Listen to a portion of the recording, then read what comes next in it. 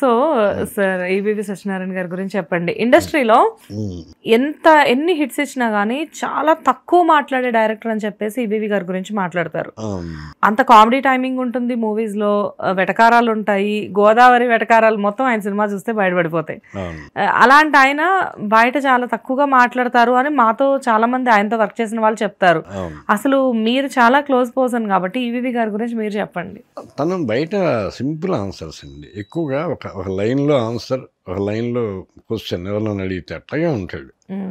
పని మీద కాన్సన్ట్రేషన్ ఎక్కువ ఉంటుంది. లొకేషన్కి వచ్చినా ఏదొచ్చినా తను దేవే సీన్స్ కబుర్లో పడితే తను ఇప్పుడు వీళ్ళందరూ ఉండేవాళ్ళు, కోట, బ్రహ్మానందం, ఎంఎస్, ఏవిఎస్ వీళ్ళంతా ఉన్నప్పుడు వాళ్ళతో బాగా మాట్లాడుతుండేవాడు, జోకులు వేస్తుండేవాడు, వాళ్ళ మీద సెటైర్లన్నీ వేస్తుండేవాడు. అది అయిన వాళ్ళ ఆ వలయం ఉంటుంది చూసారా, సమూహం అయిన వాళ్ళు వీళ్ళతో మాట్లాడచ్చు అనుకున్న వాళ్ళతో బాగా జోకులు వేస్తూ మాట్లాడుతూ సందడిగా సినిమా తీసేస్తాడు. బయట ఎవరన్నా ఏదన్నా మాట్లాడడానికి వస్తే వాళ్ళకి సింపుల్గా ముక్తసరిగా ఆన్సర్ చెప్తాడు. అందులో అతని వాయిస్ కూడా బేస్ వాయిస్ చక్కగా నీట్గా అవునా ఇట్లా మాట్లాడి ఆన్సర్ చెప్తాడు. మనిషిని చూస్తే ఆకారం చూసే వాళ్ళకి భయం వేస్తుంది. చాలా పసిపిల్లడు మనస్తత్వం అతను. అవునంట. కోపం అట్లాగే ఉంటుంది, ప్రేమ అట్లాగే ఉంటుంది. ఊరికి ఆకారమే. నేను ఎన్ని సినిమాలు సార్ ఈవీవి గారితో? నేను దాదాపు 18 సినిమాలు చేశాను. ఓకే, అందులో మీ ఫేవరెట్ ఏంటి?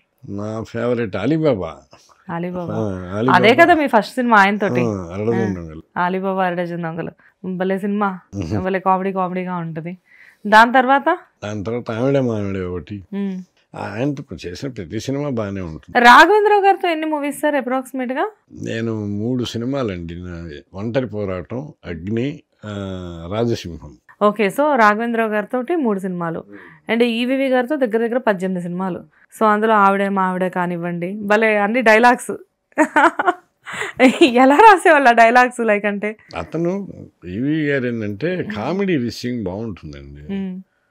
ఒక పంచ్ వేస్తే వెంటనే రెస్పాన్స్ ఉంటుంది. తను కూడా బాగా నవ్వటం కూడా సింపుల్గా నవ్వుతాడు. అతను సింపుల్గా నవ్వాడంటే అందరూ బాగా నవ్వుతారని అర్థం. ఆ కామెడీ టైమింగ్ అందుకోవటం కానీ, తను మా మీద సెటైర్ చేసేవాడు, మేము వేసేవాళ్ళం.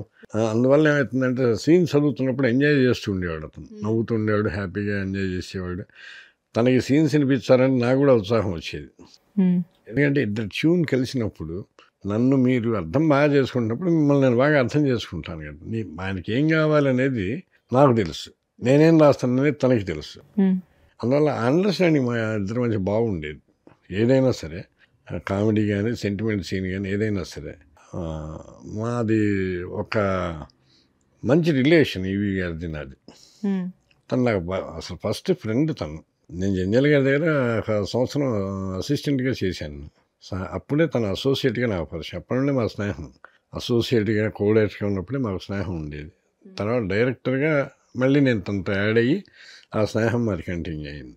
ఎస్వి కృష్ణారెడ్డి గారు ఆయన జెంటిల్మెన్ అండి, మంచివాడు, మంచి వ్యక్తి, చాలా విషయం ఉన్నవాడు. ఆయన ఏదన్నా సీన్ చెప్పాలన్నా దాన్ని విడమర్చి చక్కగా అందులో ఉన్న మ్యాటర్ జ్యూస్ అంతా కరెక్ట్గా చెప్పేస్తాడు, మనకు అర్థమయ్యేటట్టు. ఆయన అస్పష్టత అనేది ఉండదు. డైరెక్టర్ అంటే జనరల్ గా డైరెక్టర్ మాత్రమే డైరెక్షన్ మాత్రమే చేస్తారు, మాక్సిమం రైటింగ్స్ లో ఇన్వాల్వ్ అవుతారు. ఇక్కడ కథ, స్క్రీన్ ప్లే, దర్శకత్వం, సంగీతం కింద ఎస్వి కృష్ణారెడ్డి. ప్రతి దానిలో ఒక ఉత్సాహం ఉంటుంది. ఆయన సంథింగ్ ఏదో కొత్తగా క్రియేట్ చేయాలనే ఉత్సాహం ఉంటుంది. తర్వాత తను ఏ సబ్జెక్ట్ తీసినా దాన్ని డీటెయిల్గా ఆలోచించగలిగే ఇది ఉంది. కథ ఆలోచిస్తే డీటెయిల్గా ఆలోచిస్తాడు. ఈ సీన్ ఇది, ఈ సీన్ ఇది, ఈ మనిషి క్యారెక్టర్ ఇది, వీడు ఇలా ఉంటుంది వీడి మనసులోనే కరెక్ట్గా చెప్తాడు. అట్లాగే ఆయనకి మ్యూజిక్ మరి అలా పట్టుబడింది. అట్లాగే సూపర్ హిట్లు ఇచ్చాడు, గొప్ప గొప్ప సూపర్ హిట్లు ఇచ్చాడు. కథ, స్క్రీన్ ప్లే ఆయన కమాండ్ చేశాడు అన్నిటిని ఒకేసారి చేస్తాడు కూడా. ఇప్పటికీ ఆ ఎమోషన్ ఉన్నవాడు ఆయన. అవును, రీసెంట్గా మన ఛానల్కి కూడా వేరే ఇంటర్వ్యూ ఇవ్వడానికి వస్తే నేను అడిగాను, సార్ కథ, స్క్రీన్ ప్లే, దర్శకత్వం, సంగీతం మొత్తం మీరే కదా సార్, ఎట్లా మేనేజ్ చేస్తారంటే అదేంటోనండి అలా కుదిరింది. అది ఫస్ట్ సినిమా చేయాలి విషయం ఉన్న వాళ్ళకండి చాలా చేప ఈదినంత ఈజీ. ఇంకా అది ఎప్పటికప్పుడు నాకు తెలుసు కదా, నేను అదే నాటకాలు వేసి డైరెక్ట్ చేసి చేస్తున్నప్పుడు చూసేవాళ్ళు చాలా కష్టం కదా. నేను పాటలు పాడేవాడిని ఆ రోజుల్లో, నేనే మ్యూజిక్ సెట్ చేసేవాడిని, పాటలు రాసేవాడిని. అన్నీ ఎలా చేస్తున్నాడు, అన్నీ నువ్వు ఎలా చేస్తున్నావు అంటే అది ఒక ఆనందం, అది చేస్తుంటే ఒక ఆనందం, అది లోపల కష్టం కాదు. అదే కదా, ఒక సినిమాకి వర్క్ చేయాలి, పాటలు ఒకరు రాయాలి, మాటలు ఒకరు రాయాలి, మ్యూజిక్ ఒకరు చేయాలి, ఇలాంటివన్నీ ఉండేవి. అప్పుడు అసలు ఆయన ఆ సినిమాలు మళ్ళీ ఎలా ఉండేవి, ఫ్యామిలీ మొత్తం కూడా చక్కగా వెళ్ళి పిల్లలతో పాటు థియేటర్లో కూర్చొని చూసే విధంగా ఉండేవి ఆయన సినిమాలన్నీ కూడా. ఆయన సినిమాల్లో మీరు ఎన్నిసార్లు దగ్గర మీరు ఎన్ని ఇచ్చారు? నేను 4 సినిమాలు రాశాను. ఎగిరే పౌరమా మీరే? అవునండి. మనసులో మాట. ఓకే, మంచి సాంగ్స్ ఉంటాయి అందులో.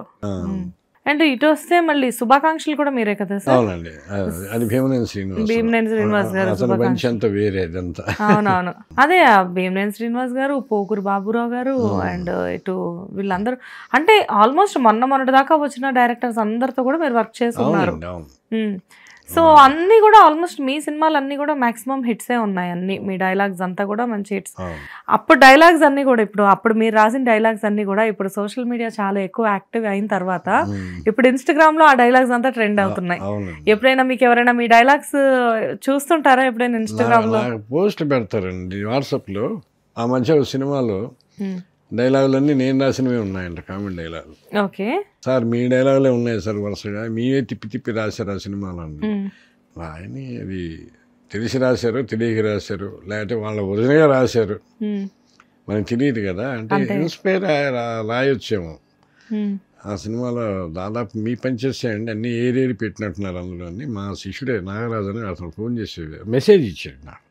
ఆ మెసేజ్లో చెప్పాడు, మంచిదే కదా వాళ్ళకి ఉపయోగపడితే. ఇప్పుడు నేనున్న శ్రీశ్రీ గారు ఒక మాట చెప్పాడు, నేను ఇప్పుడు రాసింది రేపు ఎవడో ఇదే రాస్తాడు, నేను ఇప్పుడు రాసింది ఎవడో ఎప్పుడో రాసే ఉంటాడు. మనం ఎవడో రాసింది ఆల్మోస్ట్ ఎవరో రాసి ఉండొచ్చు, ఈరోజు మనం రాసింది, ఈరోజు మనం రాసింది ఎవరో రాయొచ్చు. సేమ్ ఎక్స్పీరియన్స్, ఒకే ఎక్స్పీరియన్స్ ముగ్గురికి రావచ్చు కదా. అట్లాగా వాళ్ళ అనుభవం ప్రకారం వాళ్ళు రాశారేమో, చూసే రాశారేమో. ఆయనండి ఇప్పుడు మనం ఎందుకు మాట్లాడాలి, మళ్ళీ కాపీ కొట్టారండి, మంచిదేగా. నైస్ కదా. అంటే ఇలా పాజిటివ్గా ఆలోచించే వాళ్ళు కూడా చాలా అరుదు సార్. చాలామంది ఏంటంటే అవును అంటే వాళ్ళ పుస్తకంలో కథను ఆధారంగా చేసుకొని సినిమా తీశారు అని చెప్పి ఈ రోజుల్లో కేసులు వేస్తున్న టైంలో మీరు యాజిటీస్గా ఉన్నవి కూడా వాళ్ళకు కూడా అలాంటి ఆలోచన వచ్చిందేమో అని చెప్పేసి మాట్లాడుతున్నారు. ఎందుకంటే ఒకటి ఉందండి, ఎమోషనల్ ఫీల్ అయ్యి ఏం లాభం లేదు కదా. వాడు చేసేది జరిగి ఇంకోళ్ళు ఇవ్వాలి కాబట్టి ఇంకోళ్ళు చేస్తారు, ఎవరైనా చేస్తారు. మనం పాజిటివ్గా తీసుకుని హ్యాపీగా ఉన్నాం అనుకోండి, హెల్తీగా ఉంటాం. ఓన్లీ మనం వాళ్ళకి ఉపయోగపడాలి అని.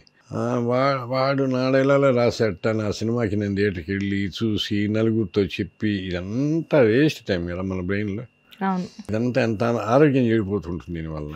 అదే మనోడ ఆడుకున్నాడు పోనీ తీసేయి అని చెప్పేస్తాం. హ్యాపీ మాక్సిమం పాజిటివిటీకే ఎక్కువ ప్రయారిటీ ఇస్తారు. అట్లాగే ఉంటానండి నేను.